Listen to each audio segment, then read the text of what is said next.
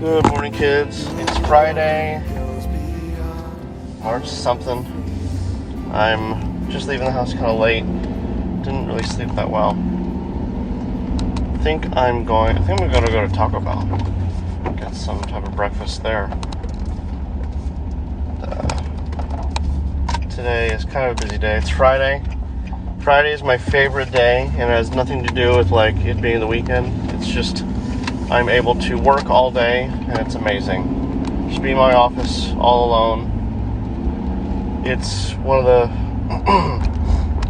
best days of the week. I think it's my favorite day. I mean, I love being with you guys, but I only have a full day at the office 2 times a week, and I really try to revel in it.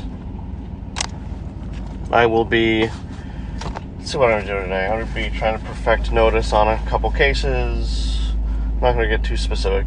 I think by now, if you're not one of the 4 children this is meant for, you figure out that I'm a lawyer.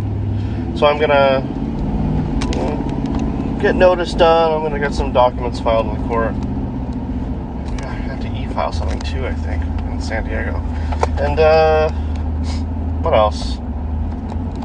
Read some Leviticus, maybe. It's an exciting book.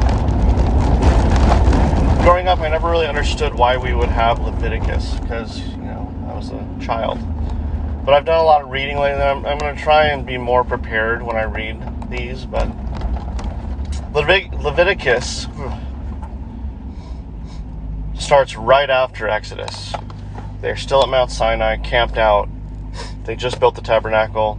As soon as the tabernacle was built, God descended and dwelt among the Israelites.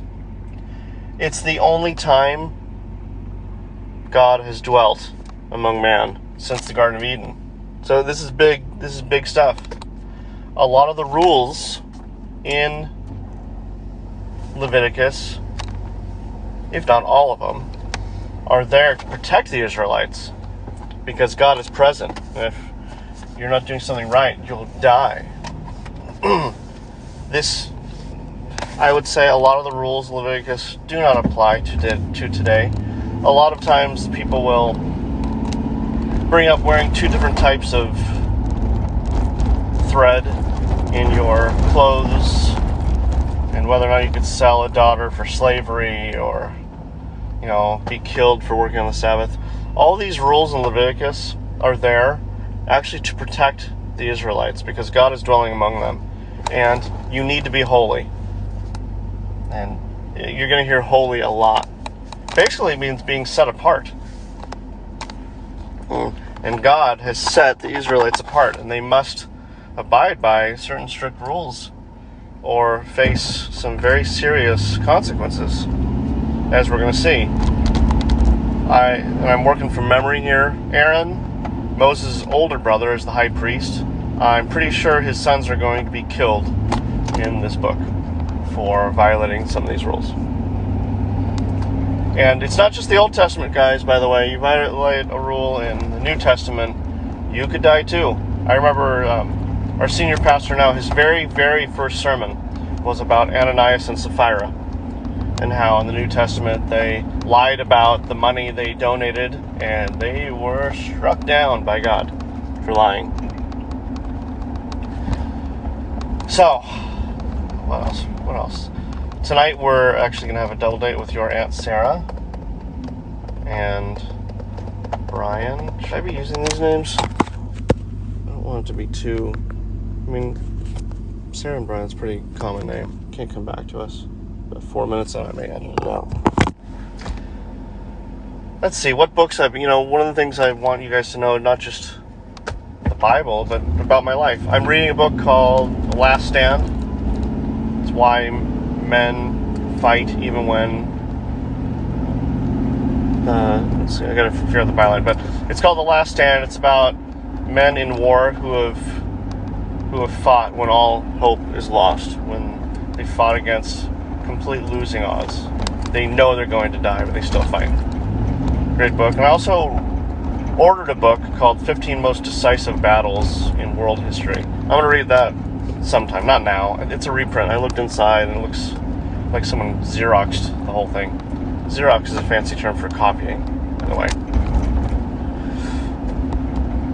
Been listening to a lot of NWA lately. Hopefully one day you'll learn who they are. Can't listen to it with you guys around because of the cursing.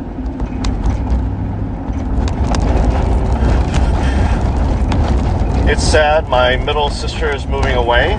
She's moving to, what's it called? Tennessee. And my oldest sister's already there.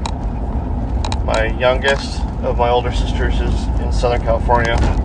And I'm the only one that stayed local after my mom died. Your grandpa and your aunts, my sisters, just scattered like the wind. I stayed local. We'll get to that in another podcast. I'm thinking about that lately. Next week is Holy Week. It's the week leading up to Jesus' death and resurrection. We do a lot for you guys for Easter. I don't know. I'm going to keep doing it. It's a lot of work, and I don't know if the payoff is as good. You know, I'm not going to Taco Bell. I'm going to McDonald's. I don't think... literally going to Taco Bell to get the plastic straw.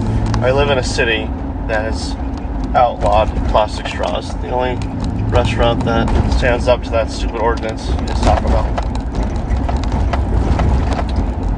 So anyways, I'm going to let you guys go for now. When I get back, maybe we'll read a little bit of Leviticus. I think it starts out with how to make priests holy in order to come into the presence of God. Read Leviticus with the understanding that God is literally dwelling among humans for the first time since the Garden of Eden. I remember, and the laws are weird. I'm not going to say they're not. I'm going to say, oh, this makes sense. It doesn't.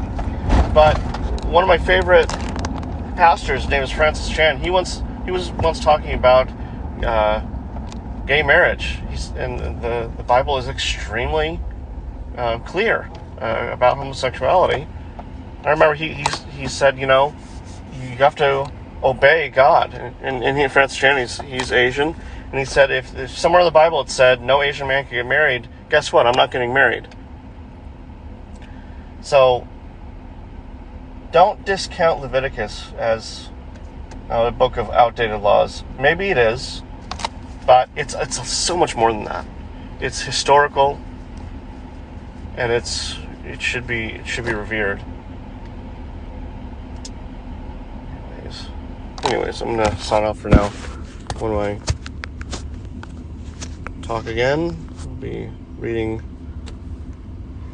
hopefully Leviticus 1 through what I could get through. Anyways, be right back.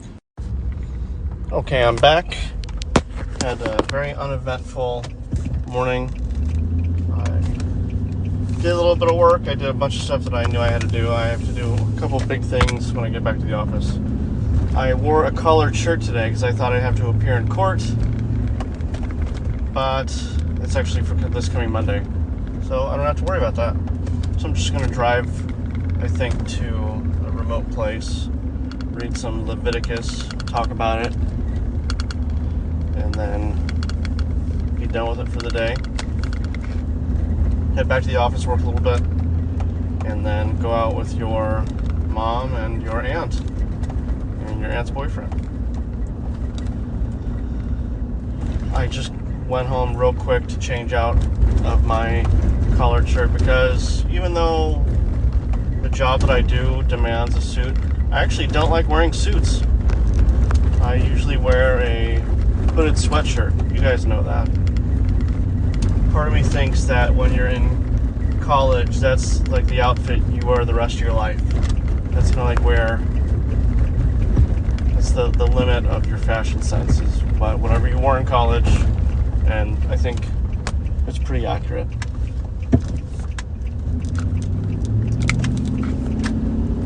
Did some reading up on Leviticus, and turns out I was right, yeah. Aaron's sons are going to be killed. Spoiler alert. And I was also right that this is the first time God has actually dwelt among humans since the Garden of Eden. Pretty wild when you think about it. And God made the promise to Abraham and his offspring, and now he's actually coming through. It's another thing, I wouldn't call it like a running theme, but God makes promises, he keeps them. Now, his promises are made in God's time, not ours. So many times I've prayed to God for something and not gotten it. One of the best answers to prayer is no. And unfortunately, you're going to learn that a lot in your life. And I'm still learning it. So I'm not this old, wizened old guy. But it's going to happen. God has a plan for you. Jeremiah 29:11 says, "For I know the plans I have for you, plans to prosper you." It's a great, great verse.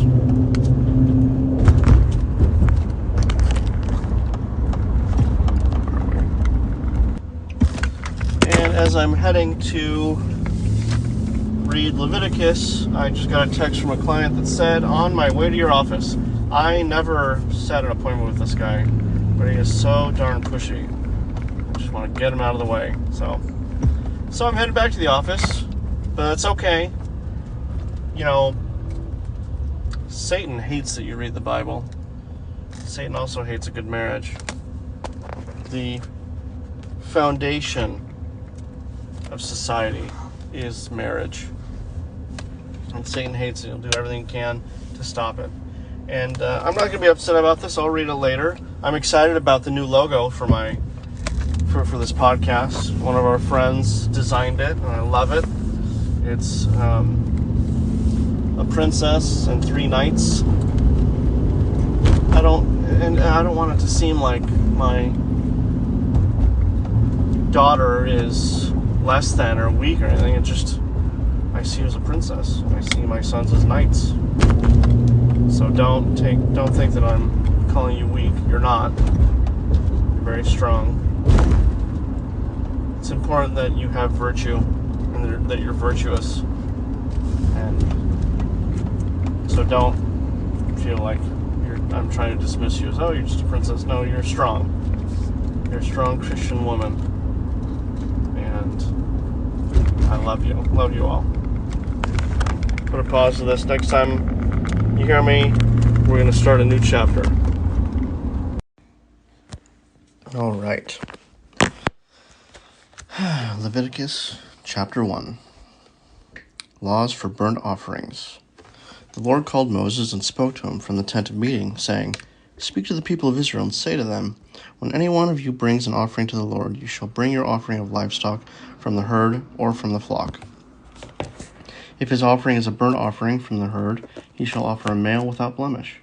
He shall bring it to the entrance of the tent of meeting, that he may be accepted before the Lord. He shall lay his hand on the head of the burnt offering, and it shall be accepted for him, to make atonement for him. Then he shall kill the bull before the Lord, and Aaron's sons, the priests, shall bring the blood, and throw the blood against the sides of the altar that is at the entrance of the tent of meeting. Then he shall flay the burnt offering, and cut it into pieces, and the sons of Aaron and the priests shall put fire on the altar and arrange wood on the fire. And Aaron's sons, the priests, shall arrange the pieces, the head and the fat, on the wood that is on the fire of the altar. But its entrails and its legs shall be he shall wash with water, and the priest shall burn all of it on the altar as a burnt offering, a food offering, with a pleasing aroma to the Lord. If his gift for a burnt offering is from the flock, from the sheep or goats, he shall bring a male without blemish, and he shall kill it on the north side of the altar before the Lord, and Aaron's sons, the priests, shall throw its blood against the sides of the altar. And he shall cut it into pieces, with its head and its fat, and the priest shall arrange them on the wood that is on the fire of the altar. But the entrails and the legs he shall wash with water. And the priest shall offer all of it, and burn it on the altar. It is a burnt offering, a food offering, with a pleasing aroma to the Lord. If his offering to the Lord is a burnt offering of birds, then he shall bring his offering of turtle doves or pigeons. And the priest shall bring it to the altar, and wring off its head, and burn it on the altar. Its blood shall be drained out on the side of the altar. He shall remove its crop with the contents and cast it beside the altar on the east side in the place for ashes. He shall tear it open by its wings, but shall not sever it completely, and the priest shall burn it on the altar, on the wood that is on the fire. It is a burnt offering, a food offering with a pleasing aroma to the Lord. Very poetic. Let's take a sip. I brought a pint of beer, because why not? My boss isn't going to fire me. It is Goose Island Bourbon County Brand Special No. 4 Stout. It is very good. So I'll be taking sips. I'll be feeling a little bit looser this time. Chapter 2, Laws for Grain Offerings. When anyone brings a grain offering as an offering to the Lord, his offering shall be of fine flour. He shall pour oil on it and put frankincense on it and bring it to Aaron's sons, the priests. And he shall take from it a handful of the fine flour and oil with all of its frankincense, and the priest shall burn this as its memorial portion on the altar, a food offering with a pleasing aroma to the Lord. But the rest of the grain offering shall be for Aaron and his sons. It is the most holy part of the Lord's food offerings. When you bring a grain offering baked in the oven as an offering, it shall be unleavened loaves of fine flour mixed with oil, or unleavened wafers smeared with oil. And if your offering is a grain offering baked on a griddle, it shall be of fine flour unleavened, mixed with oil. You shall break it in pieces and pour oil on it. It is a grain offering, and if your offering is a grain offering cooked in a pan, it shall be made of fine flour with oil. And you shall bring the grain offering that is made of these things to the Lord. And when it is presented to the priest, he shall bring it to the altar. Now the priest shall take from the grain offering its memorial portion and burn this on the altar, a food offering with a pleasing aroma to the Lord. But the rest of the grain offering shall be for Aaron and his sons. It is the most holy part of the Lord's food offerings. No grain offering that you bring to the Lord shall be made with leaven, for you shall burn no leaven nor any honey as a food offering to the Lord. As an offering of first fruits you may bring them to the Lord, but they shall not be offered on the altar for a pleasing aroma. You shall season all your grain offerings with salt. You shall not let the salt of the covenant with your God be missing from your grain offering. With all your offerings you shall offer salt. If you offer a grain offering of first fruits to the Lord, you shall offer the grain offering of your first fruits, fresh ears roasted with the fire, crushed new grain, and you shall put oil on it and lay frankincense on it. It is a grain offering, and the priest shall burn as its memorial portion some of the crushed grain and some of the oil with all of its frankincense. It is a food offering to the Lord. Let's take a break. Next is chapter 3. We're really going through these.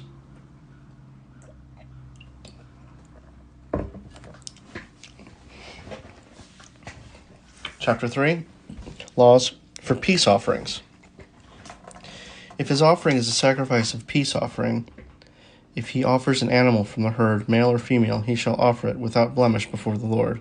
And he shall lay his hand on the head of his offering, and kill it at the entrance of the tent of meeting.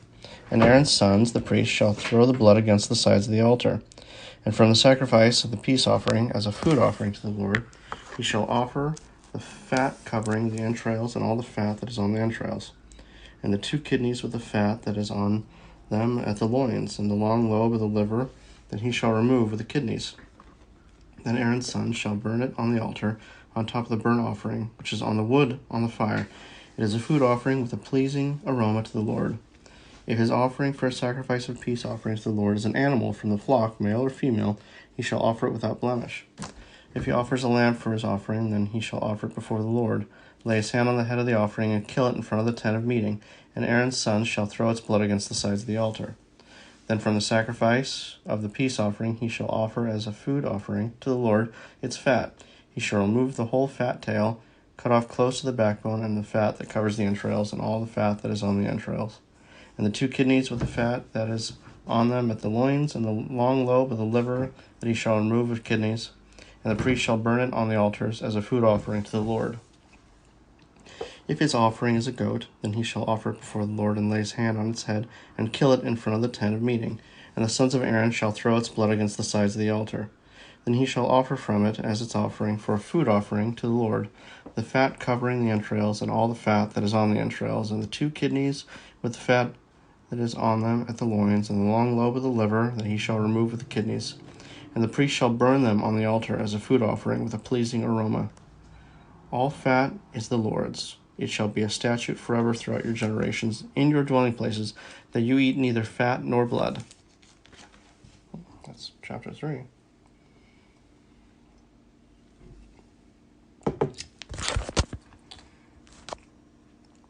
I had this beer last night. I felt great after it. A little buzzed. Not too bad. If I drank 2, I could probably be out. I'm a lightweight when it comes to beer, by the way. I could drink a lot of scotch, but if I'm drinking beer for some reason, I have a couple high alcohol beers. It's like I'm drinking like 4 shots of scotch. Let's be honest. It's like drinking six shots of scotch. All right. Chapter 4. Laws for sin offerings. And the Lord spoke to Moses, saying, Speak to the people of Israel, saying, If anyone sins unintentionally in any of the Lord's commandments about things not to be done, does any one of them, if it is the anointed priest who sins, thus bringing guilt on the people, then he shall offer for the sin that he has committed a bull from the herd without blemish to the Lord for a sin offering. He shall bring the bull to the entrance of the tent of meeting before the Lord, and lay his hand on the head of the bull, and kill the bull before the Lord. And the anointed priest shall take some of the blood of the bull and bring it into the tent of meeting, and the priest shall dip his finger in the blood and sprinkle part of the blood 7 times before the Lord in front of the veil of the sanctuary. And the priest shall put some of the blood on the horns of the altar of fragrant incense before the Lord that is in the tent of meeting, and all the rest of the blood of the bull he shall pour out at the base of the altar of burnt offering that is at the entrance of the tent of meeting. It's a heck of a run-on sentence. And all the fat of the bull of the sin offering he shall remove from it, the fat that covers the entrails, and all the fat that is on its entrails, and the 2 kidneys with the fat that is on them at the loins, and the long lobe of the liver that he shall remove with the kidneys, just as these are taken from the ox of the sacrifice of the peace offerings, and the priest shall burn them on the altar of burnt offering. But the skin of the bull and all its flesh, with its head, its legs, its entrails, and its dung, all the rest of the bull he shall carry outside the camp to a clean place, to the ash heap, and shall burn it up on the fire of wood. On the ash heap it shall be burned up. If the whole congregation of Israel sins unintentionally, and the thing is hidden from the eyes of the assembly, and they do any one of the things that by the Lord's commandments ought not to be done, and they realize their guilt, when the sin which they have committed becomes known, the assembly shall offer a bull from the herd for a sin offering, and bring it in front of the tent of meeting. And the elders of the congregation shall lay their hands on the head of the bull before the Lord, and the bull shall be killed before the Lord. Then the anointed priest shall bring some of the blood of the bull into the tent of meeting, and the priest shall dip his finger in the blood and sprinkle it 7 times before the Lord in front of the veil. And he shall put some of the blood on the horns of the altar that is in the tent of meeting before the Lord, and the rest of the blood he shall pour out of the base of the altar of burnt offering that is at the entrance of the tent of meeting. And all its fat he shall take from it and burn on the altar. Thus shall he do with the bull, as he did with the bull of the sin offering, so shall he do with this. And the priest shall make atonement for them, and they shall be forgiven. And he shall carry the bull outside the camp, and burn it up as he burned the first bull. It is the sin offering for the assembly. When a leader sins, doing unintentionally any one of the things by the commandments of the Lord his God, ought not to be done, and realizes his guilt, or the sin which he has committed is made known for him, he shall bring as his offering a goat, a male without blemish, and shall lay his hand on the head of the goat and kill it in the place where they kill the burnt offering before the Lord. It is a sin offering. Then the priest shall take some of the blood of the sin offering with his finger and put it on the horns of the altar of burnt offering, and pour out the rest of its blood at the base of the altar of burnt offering. And all its fat he shall burn on the altar, like the fat of the sacrifice of peace offerings. So the priest shall make atonement for him. For his sin he shall be forgiven. If any one of the common people sins unintentionally in doing any one of the things that by the Lord's commandments ought not to be done, and realizes his guilt, or the sin for which he is committed is made known to him, he shall bring for his offering a goat, a female without blemish, for his sin which he has committed, and he shall lay his hand on the head of the sin offering, and kill the sin offering in the place of burnt offering. And the priest shall take some of its blood,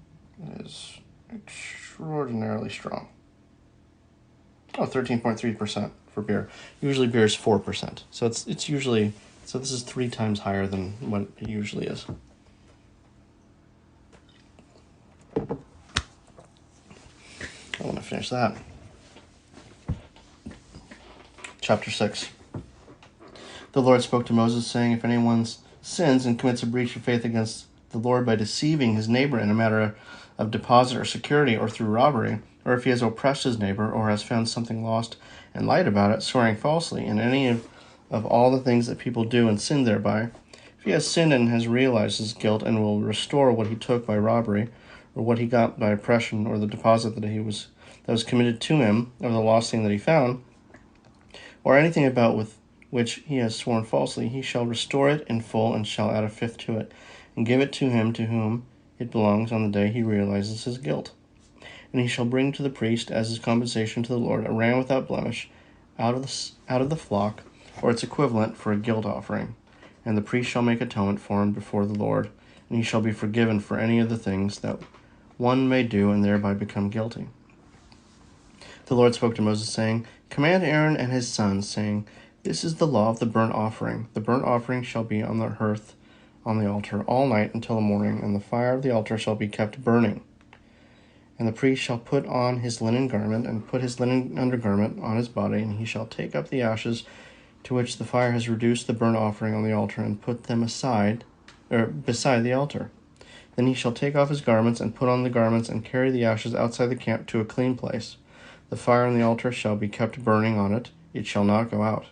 The priest shall burn wood on it every morning, and shall arrange the burnt offering on it, and shall burn on it the fat of the peace offerings. Fire shall be kept burning on the altar continually, it shall not go out. And this is the law of the grain offering. The sons of Aaron shall offer it before the Lord in front of the altar, and one shall take from it a handful of the fine flour of the grain offering, and its oil, and all the frankincense that is on the grain offering, and burn this as its memorial portion on the altar, a pleasing aroma to the Lord. And the rest of it Aaron and his sons shall eat. It shall be eaten unleavened in a holy place. In the court of the tent of meeting they shall eat it. It shall not be baked with leaven. I have given it as their portion of my food offerings. It is a thing most holy, like the sin offering and the guilt offering. Every male among the children of Aaron may eat of it, as decreed forever throughout your generations, from the Lord's food offerings. Whatever touches them shall become holy. The Lord spoke to Moses, saying, this is the offering that Aaron and his sons shall offer the Lord on the day when he is anointed, 1/10 of an ephah of fine flour as a regular grain offering, half of it in the morning and half in the evening. It shall be made with oil on a griddle. You shall bring it well mixed in baked pieces like a grain offering, and offer it for a pleasing aroma to the Lord. The priest from among Aaron's sons, who is anointed to succeed him, shall offer it to the Lord as decreed forever. The whole of it shall be burned. Every grain offering of a priest shall be wholly burned. It shall not be eaten. The Lord spoke to Moses, saying, speak to Aaron and his sons, saying, this is the law of the sin offering. In the place where the burnt offering is killed shall the sin offering be killed before the Lord. It is most holy. The priest who offers it for sin shall eat it. In a holy place it shall be eaten in the court of the tent of meeting. Whatever touches its flesh shall be holy, and when any of its blood is splashed on a garment, you shall wash that on which it was splashed in a holy place, and the earthenware vessel in which it is boiled shall be broken. But if it is boiled in a bronze vessel, that shall be scoured and rinsed in water. Every male among the priests may eat of it. It is most holy. But no sin offering shall be eaten from which any blood is brought into the tent of meeting to make atonement in the holy place. It shall be burned up with fire.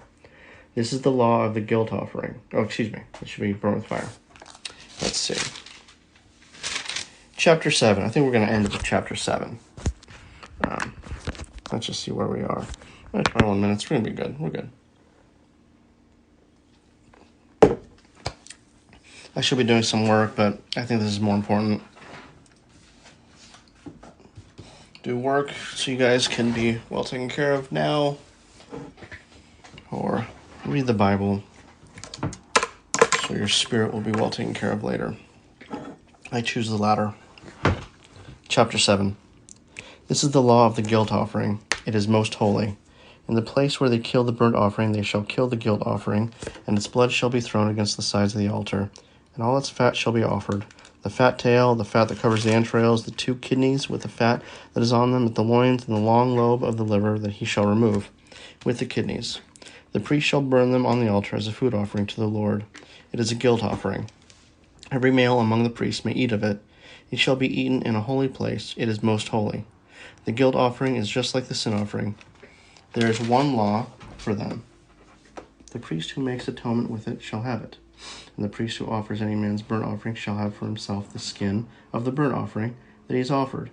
And every grain offering baked in the oven, and all that is prepared on a pan or a griddle shall belong to the priest who offers it. And every grain offering mixed with oil or dry shall be shared equally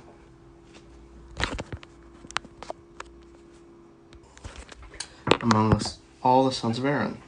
And this is the law of the sacrifice of peace offerings, that one may offer to the Lord. If he offers it for thanksgiving, then he shall offer it with the thanksgiving sacrifice.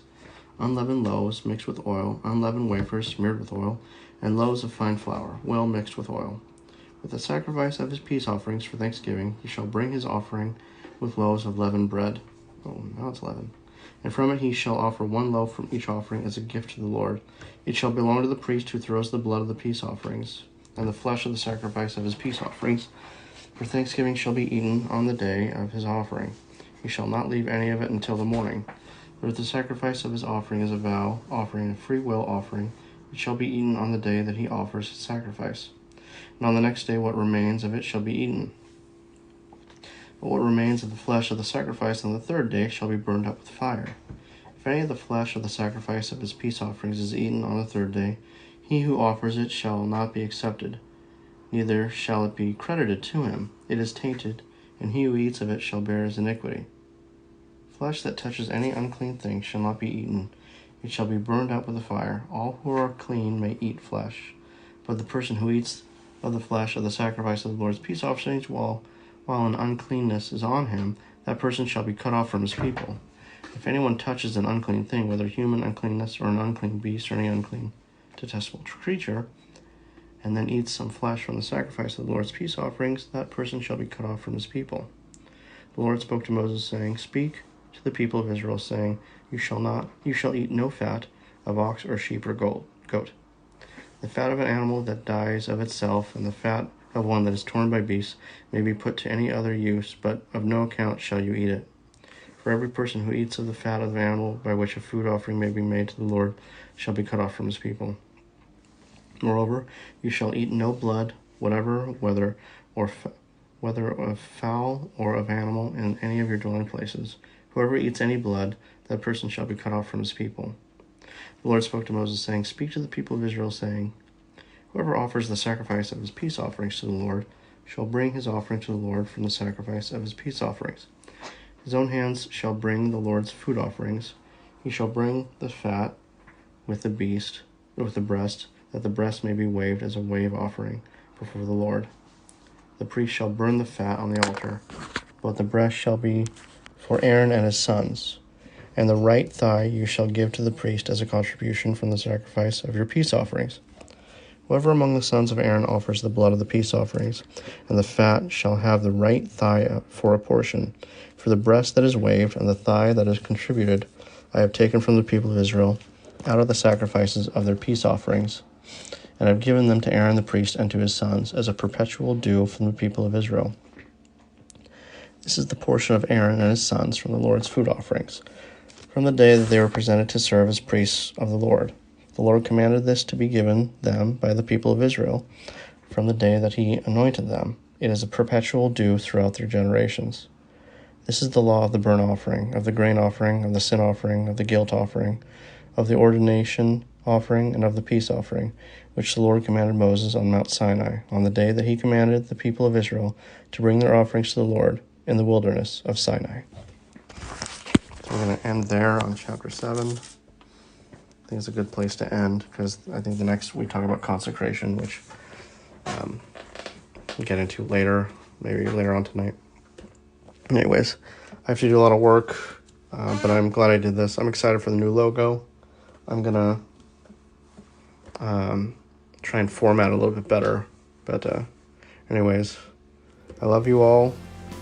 And of course, like always, in everything you do, Do it for the kingdom and the King. Consume me from the inside out, Lord. Let justice and praise become my embrace. To love you from the inside out, everlasting. Your light will shine when all else fades. Never ending. Your glory goes beyond all faith. And the cry of my heart is to bring you praise from the inside out. Lord, my soul cries out, Lord.